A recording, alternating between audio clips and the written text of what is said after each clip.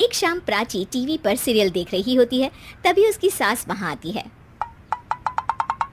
अरे सीरियल में तो ऐसे मग्न है जैसे आज रात का खाना पड़ोसी आकर बनाएंगे। मुझे पता ही नहीं था आपने अपने बेटे की शादी पड़ोस में भी की हुई है। हैं? मतलब? मतलब इस घर में सारा काम बहू ही करती है, आप तो सिर्फ खर्राटे मारती हैं।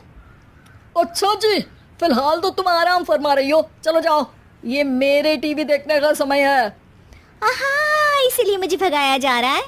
सॉरी, अब तो बिल्कुल नहीं जाऊंगी।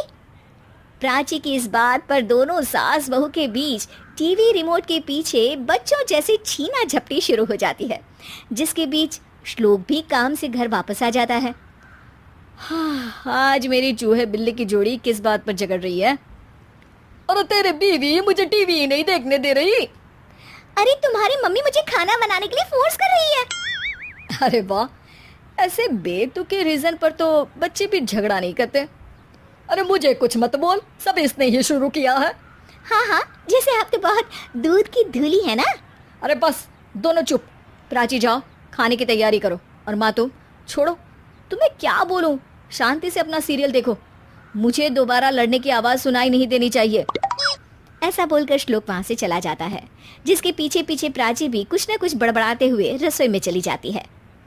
हाँ हाँ, सासू जी को तो कुछ बोलेंगे ही नहीं, बस मुझ पर ही हुक्म चलता है, खाना बनाओ, जैसे मैं इनके घर में खाना बनाने के लिए आई हूँ। इसी तरह शाम बीतती है और रात को श्लोक और प्राची की सास खाना खाकर सोने चले जाते हैं, लेकिन प्राची गुस्से में कुछ खाए बिना काम में ही लगी रहती है। इस घर में किसी को घंटा फिक्र नहीं पड़ता, मैं खाऊं या भूखी रहूं।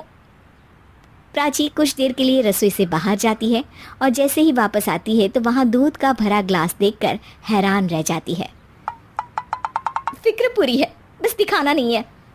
प्राची दूध पीकर सोने चली जाती है और अगली सुबह एक बार फिर सास बहू का कार्टून नेटवर्क स्टार्ट हो जाता है।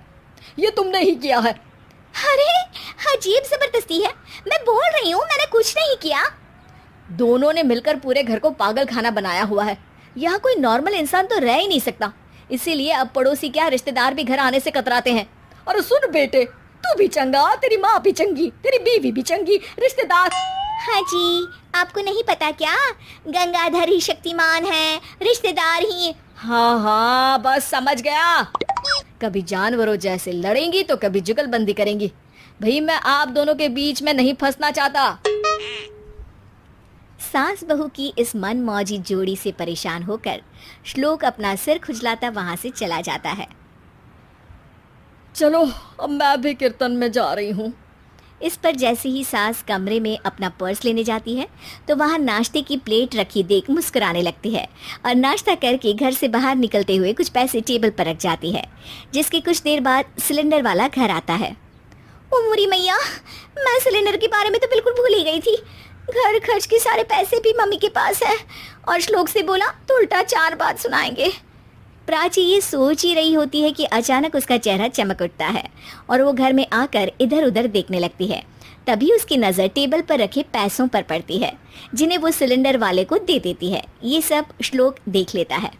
अच्छा बेटे, इतना बड़ा घोटाला, सबके सामने मैं तेरी दुश्मन और पीठ पीछे तेरी मेरी यारी।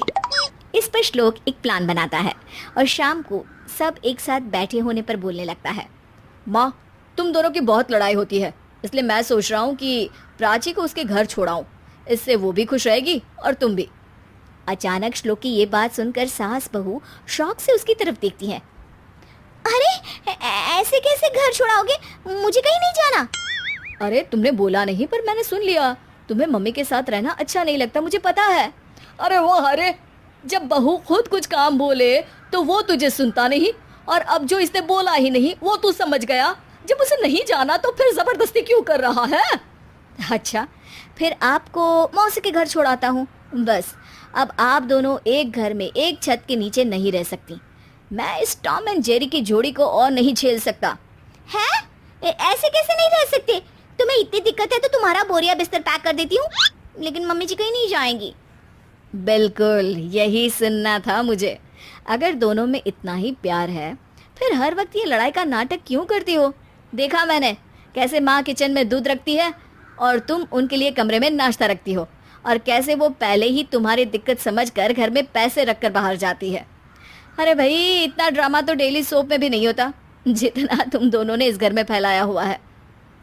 तू हमें टॉम एंड जेरी बोलता है ना, तो याद कर वो दोनों भी एक दूसरे को बाहर वालों की बुरी नज़र से बचाने के लिए हमेशा सबके सामने लड़ते थे, लेकिन अकेले में दिक्कत के समय मदद भी तो करते थे।